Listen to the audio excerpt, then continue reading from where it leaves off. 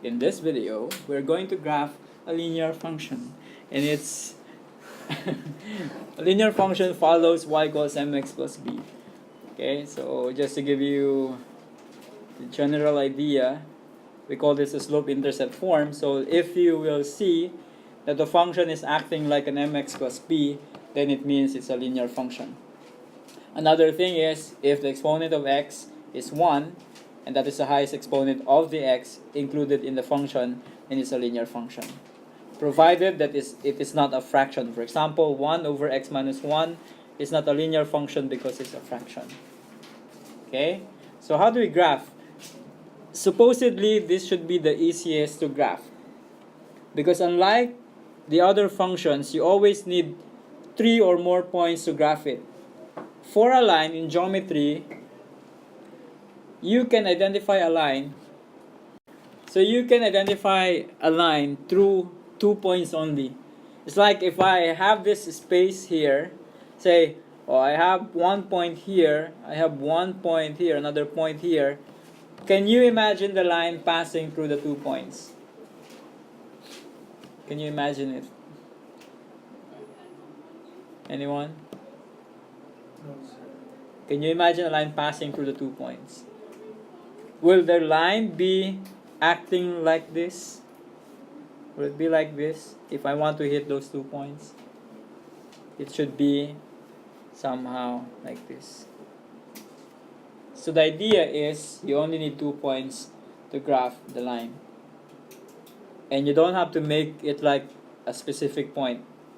Meaning you can just get any numbers for x, find the corresponding value for y, and then you can plot the graph. So how do we do that? So if this is the function that we want to graph, again, I can consider any value for x. But of course, you don't have to pick the higher values for x, like 1,000, 2,000. You don't want to use those numbers. So my best choice would be 0 and 1. Can you follow? So I'll be using the tabular method, the table method. So I have x0 and 1, and then just find the corresponding value for each. So if x is 0, what is x minus 1? If x is 0, what is x minus 1? What is the value for f of x? In other words, what is f of 0?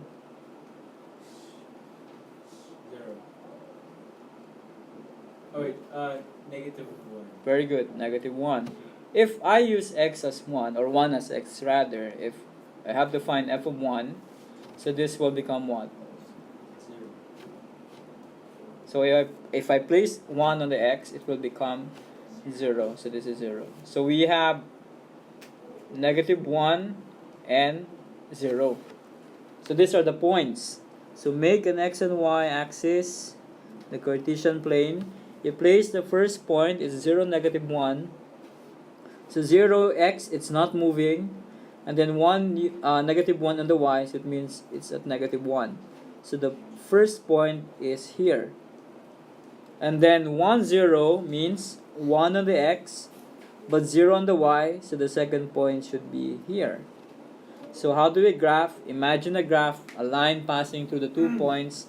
So the final one should be this graph. And then just put arrows to indicate the graph is moving infinitely to the right and moving infinitely to the left. It's going up and down, but it's infinitely moving to the right and to the left.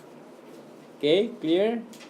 So that's how you graph the linear function. We're very curious about what's happening right now because we don't have a color. Maybe this is the easiest to do. So I think that would be it for today. So I'll see you again next time. If you have a song, a request for... Okay, that's it. Okay. Okay, so call me at 911. Okay, thank you.